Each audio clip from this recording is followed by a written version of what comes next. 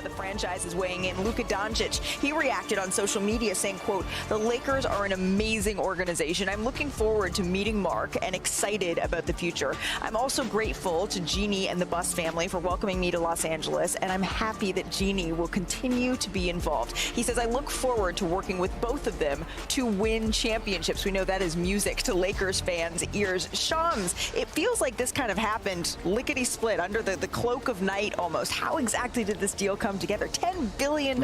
You say it, Malika. 10 billion reasons why. I mean, that's the encapsulating reason as to why this sale happened, because we thought, listen, Jeannie Buss, Jerry Buss, the Buss brothers, the Buss family, we thought this team would be in LA with the Buss family under control forever, but it is changing hands because Mark Walter came with $10 billion valuation. I'm told Jeannie Buss drove the sale process, really negotiated the deal with Mark Walter, and you think about it, it's going to eventually be $500–600 million per sibling. And there was a vote process that I'm told they got a majority vote between the 6 siblings to sell the franchise, but it wasn't unanimous from my understanding. And so that is an interesting wrinkle as well. And this is how it's going to work right now. Jeannie Buss is going to remain governor for a period of time, but Mark Walter's coming in, $10 billion valuation. Usually when someone's going to come in at that valuation, they're going to eventually want to have some level of an impact. Yeah, it's hard to say no when someone comes in with $10 billion the way that Mark Walter did here. What does this mean for the league going forward, Brian? Because I think of the Boston Celtics, and this is already upping the ante from that sale. Well, I think 2 big things. First off, it means that the Lakers are about to join the modern era. While they have had incredible success and their brand is enormous, they ran as a family operation in a league that is run by tech billionaires and hedge fund billionaires, and they run their NBA teams that way, and they invest in the infrastructure of their teams. The Lakers were behind in that regard, and they are going to, I'm sure, get great investment there. And we know this because Mark Walter and his group did this exact same thing with the Dodgers when he brought them out of a family operation into the modern era, and they have become a juggernaut. The second thing for the league is I think we're going to now see real momentum towards expansion. The price of the Celtics, the price of the Lakers, Adam Silver already said that it's going to be a topic on the Board of Governors meeting coming up in July in Las Vegas. The value that they could get for expansion has been explosive, inflated, and the other owners are going to want to get in on this, and so I think we're going to see some movement in that direction with the new benchmark being set. You know, jumping forward on what Brian was saying, I talked to a high-level person in the NBA today, and they said it's leaning towards perhaps expansion coming soon this summer, but it's not a no-brainer. You know, when the owners come in, all the numbers going to come in with them, right? And the league's doing good. They're about to do the Europe thing. They're making money with NBA Africa, which had better attendance. China, they're making a bunch of money in China. So when you look at it, all these owners look at it, do you want to share a piece of the pie now? Right. It's like dominoes. It's all good money, good money. So they'll sit back and look at it, because what it comes to, you go from 1/30th to 1/32nd long term. So you're cutting more a piece of the pie. So yeah, there's an expectation probably about a $6 billion for whatever that team comes in.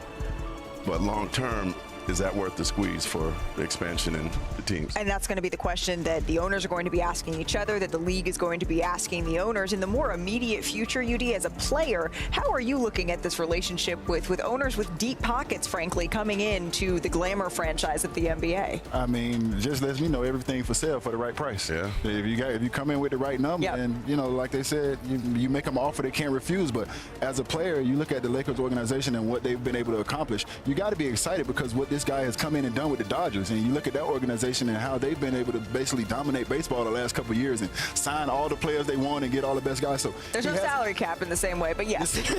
But he has a method, he has a motto, and he's been able to succeed on that level. And also look at it that Jeannie Buss, if I'm not mistaken, the Busses keep about 15 to 17%. She's going to still govern it. So you still have your hands in the pot. You still get to be around. You still get to scratch your itch. And you walk away with a whole lot of damn money. So I see it's a win-win for those people. I think that the question that comes to mind, Shams, Brian, is does this have any impact? We hear from Luka Doncic saying, I'm ready to win championships. on the future of LeBron James, of Luka with this organization? Well, Luka gets to put his, his words to paper if he wants, because starting on August 2nd, he can extend his contract. He has one guaranteed year left. He has a player option after that, but he could be a free agent in 2026. The day they traded for him, they knew that they had to try to make the environment a place where he would want to extend his contract in August. He could extend for up to 4 years and $229 million. There's some reasons why he might only go 3 years, but they need to get Luka locked in. And to be honest with you, with where the Lakers are as an organization and with this new ownership, I can't imagine there'd be a better place for him to be than Los Angeles, and I would expect him to sign, but until it's signed, it's not signed.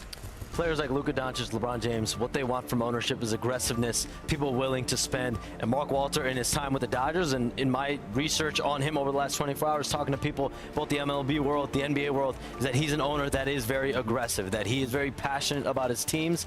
And so I think any star player would love to have that as an owner. I know that my sister Jeannie would have only considered selling the Lakers to someone she knows and trusts would carry on the Buss legacy, started by her father, Dr. Buss. Now she can comfortably pass the baton to Mark Walter, whom she has a real friendship and trust with. So Ramona Shelburne is joining us now, and I think everyone, Ramona, was caught off guard, by surprise a little bit by this sale. You have been in the trenches working alongside Dave McMenamin, Tim Bontemps, Shams Charania on the details of this story. How did this come together? Well, this started in 2021 when Mark Walter bought a minority share of the Los Angeles Lakers. It's about 26 and change percent, right? Closer to 27. And the most important part of that deal was that he got the first right of refusal if they ever chose to sell the team. Now, what I think is interesting about this one is they weren't looking to sell the team. Mark has just been trying to buy more of the Buss family shares since he bought that minority stake. And Jeannie Buss, I think, was not necessarily looking to sell, but the offer just kept getting more and more compelling. And you have to understand, she is the governor of the Lakers, but she also manages that family trust. She has a responsibility, a fiduciary responsibility to everyone else in that family. So when somebody says to you, "We'll make you this Godfather $10 billion offer," you got to bring it to everyone. Yeah, you can't sit on that and be like, I'm not really sure. You got to bring it to everyone. It's not just her decision. And so they brought it to the rest of the family. They had a vote of the 6 siblings.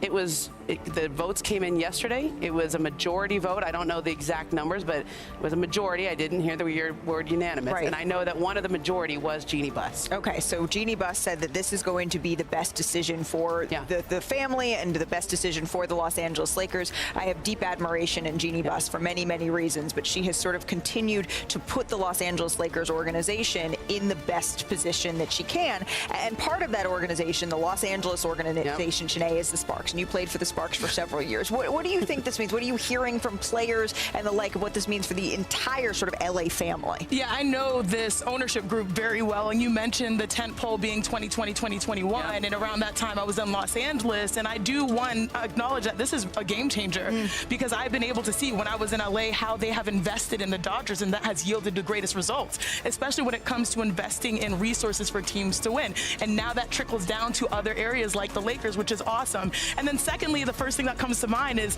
that competitive mindset is absolutely there. This is an ownership group that understands that this is a championship city, Los Angeles, and that is the standard. And I believe being able to figure out more ways to create resources to support the players, to support